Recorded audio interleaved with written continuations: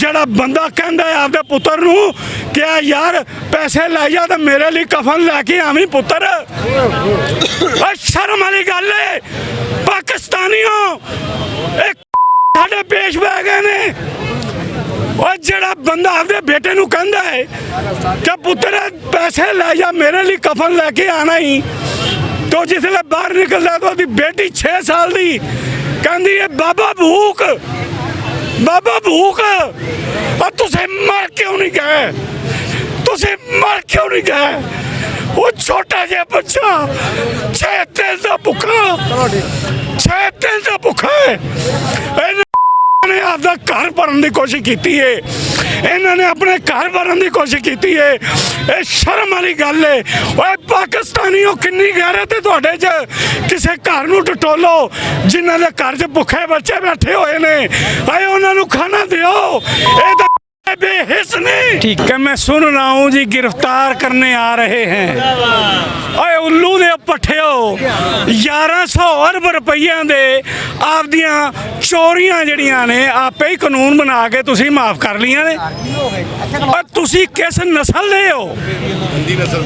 तुहानू किन्ने कहा है कि इमरान खान नूं तुसी गिरफ्तार करन आ रहे हो? और क्यों? और तुहाडी भेड़ चोरी की, तुहाडी बकरी चोरी की, उन्हें की? और तुसी 6 महीनों तो मगर लगे जे टोचा काना टोच। और जे अदालत ने मंग लिया तुहाडे कोलों कि रिकॉर्ड लियाओ नाले ही वापस हो जी, बाहर दियां हुकूमतां नहीं आंदियां साडे नाल नाराज। और फिटे मूँह तुहाडा। जे तुसी पहले क्यों घड़ी का नाम लिया सी? उन्हें एक घड़ी लई इमरान खान ने, तो तुसी सिर ते चुक लिया टोचा खाना। और तुसी 35 साल तो 40 साल तो टोचे खाने नूं टोच रहे हो, तुहानू शर्म नहीं आई? तुसी कारां भी लै गए, जेवर भी लै गए, हार भी लै गए, सारा कुछ तुसी लै गए। हुण तुसी एक घड़ी दे पिछे ओए ओ तां पागल एक छोटे जिहा साइन कर दे किसी दी बनैन ते, ओए ओ करोड़ां दी विक जांदी है।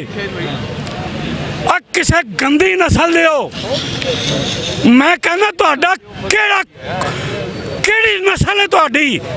ओंदी तां ओ साइन कीती होई ओ करोड़ां दी विक जांदी है। और तुसी कहंदे हो घड़ी वेच गया। ओए इहो जिहियां घड़ियां मेरे कोलों ले लो जिन्नियां लैनियां जे, ठीक आंदे जे। ओंदे उत्ते जी ये खाना काबा बनिया सी। अच्छा चाचा जी मैनू यह दसो मैनू खाने काबे नूं क्लीयर कर लैन दे पहले। जड़ा नोट लेंदे आ उथों उहदे ते खाना काबा नहीं बनिया हुंदा, बनिया हुंदा है ना। वो क्यों बेचदे हो?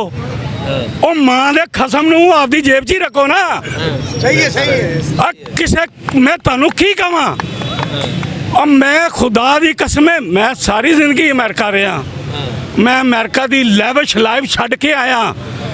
जदों कहंदे सी ना पाकिस्तानी मां बेचण वाली कौम है, असी उदों बाहर निकल के उत्थे अपने आप नूं पिटने सां कि यार सानू मां बेचण वाली कौम क्यों कहंदे ने। लेकिन अज पता चलिया वो 250 साल उन्हें हुकूमत की है इत्थे। उन्होंने खानजादे पैदा किए, उन्होंने टवाने पैदा किए। टवाना किनू कहंदे ने? टू आना देंदे सी आपदे गुलाम नूं, टू आना। तो टू आना तो टवाना बन गया। फिर अगे मैं तुहानू अजे मेरी गल पूरी हो लैन दिओ।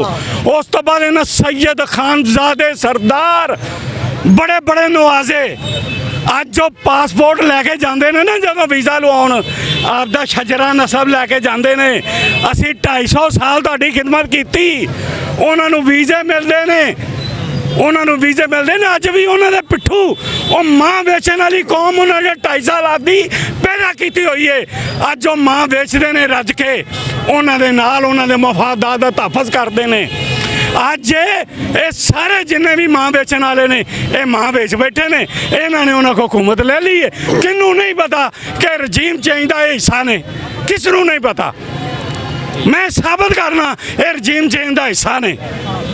इन्होंने पैसे लै आ जी बिजली बंद हो जाती है तो 2-2 दिन आती नहीं है, तो पूरे 24-24 घंटे। तुहाडा की ख्याल है की हुंदा दसो जरा? है मुल्क गिरवी हो गया। ਤੁਹਾਡਾ ਪਾਵਰ ਪਲਾਂਟ, ਨਿਊਕਲੀਅਰ ਪਲਾਂਟ, ਉਹ ਸਾਰਾ ਕੁਝ ਲੈ ਗਏ ਨੇ। ਪੈਸਾ ਲੈ ਲਿਆ ਤੁਸੀਂ ਉਹਨਾਂ ਕੋਲੋਂ, ਡਾਲਰ ਲੈ ਕੇ।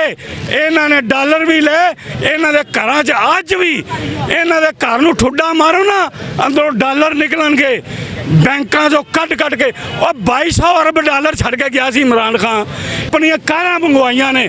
ਹੈ ਯਾਰ, ਸ਼ਰਮ ਵਾਲੀ ਗੱਲ ਏ। ਉਹ ਤੁਸੀਂ ਇਨਸਾਨ ਦੇ ਬੱਚੇ ਜੇ, ਆਵਾਮ ਭੁੱਖੀ ਮਰਦੀ ਪਈ ਏ।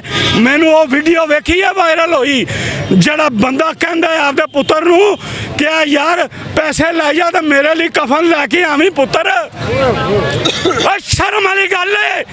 ਪਾਕਿਸਤਾਨੀਓ, ਇੱਕ ਸਾਡੇ ਪੇਸ਼ ਪੈ ਗਏ ਨੇ। ਉਹ ਜਿਹੜਾ ਬੰਦਾ ਆਪਦੇ ਬੇਟੇ ਨੂੰ ਕਹਿੰਦਾ ਹੈ ਕਿ ਪੁੱਤਰ ਪੈਸੇ ਲੈ ਜਾ ਮੇਰੇ ਲਈ ਕਫਨ ਲੈ ਕੇ ਆਣਾ ਹੀ, तो जिसले बाहर निकलता तो उसकी बेटी 6 साल की कहती है बाबा भूख, बाबा भूख। और तुसे मर क्यों नहीं गए, तुसे मर क्यों नहीं गए।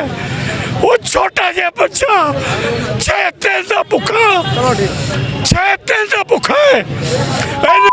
ने आपका घर भरन की कोशिश की है, इन्होंने अपने घर भरन की कोशिश की है। ये शर्म वाली गल है। ओए पाकिस्तानियों, किन्नी गैरत है तुहाडे च।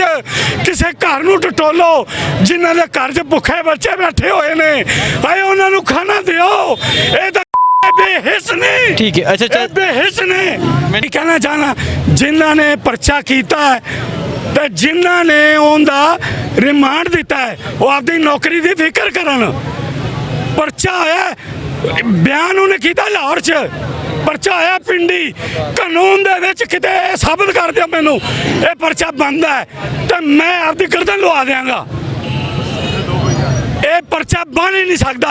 तो जिस मजिस्ट्रेट ने इन्दी दिती है 6 दिन का रिमांड, वो मजिस्ट्रेट 2 दिन का, वो आपकी नौकरी की फिक्र करे। उन्होंने नौकरी नहीं मिलेगी, वो भावें जिथे मर्जी चला जाए, उसकी नौकरी की फिक्र करे। इमरान खान से तैयार हो हर भाजी सिखां दे लई तुसीं मेरा देखदे नहीं पे, इत्थे आवे तां सही को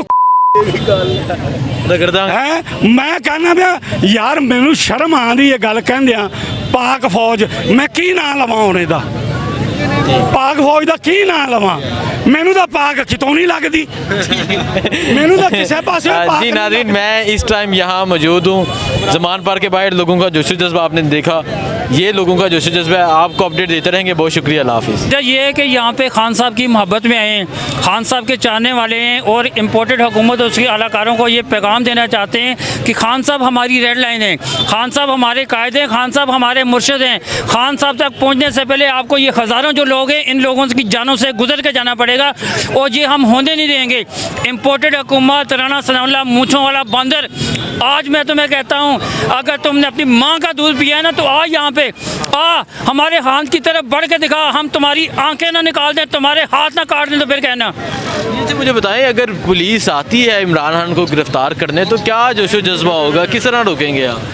कैसे रोकेंगे? जैसे रोकते हैं, ये 9 महीने से कोशिश कर रहे हैं खान साहब को गिरफ्तार करने की, ये खान साहब को गिरफ्तार नहीं कर सके और ये अगले 9 महीने भी कोशिश कर रहे हैं, ये खान साहब को गिरफ्तार नहीं कर सकेंगे। ये कौम, ये पाकिस्तान की कौम, हमारी माएँ बहनें बच्चे, ये इमरान खान के साथ खड़े हैं और चट्टान की तरह खड़े हैं। 3 दिन से हम लोग यहाँ पे मौजूद हैं, दिन रात ड्यूटी दे रहे हैं। खान साहब की तरफ ये आके तो दिखाएं, हम इनको बताएंगे कि खान के चाहने वाले ये कोई पटवारी नहीं है कि जो पीछे हट जाएंगे। ये लोग खान के लिए जान भी कुर्बान करने के लिए तैयार हैं।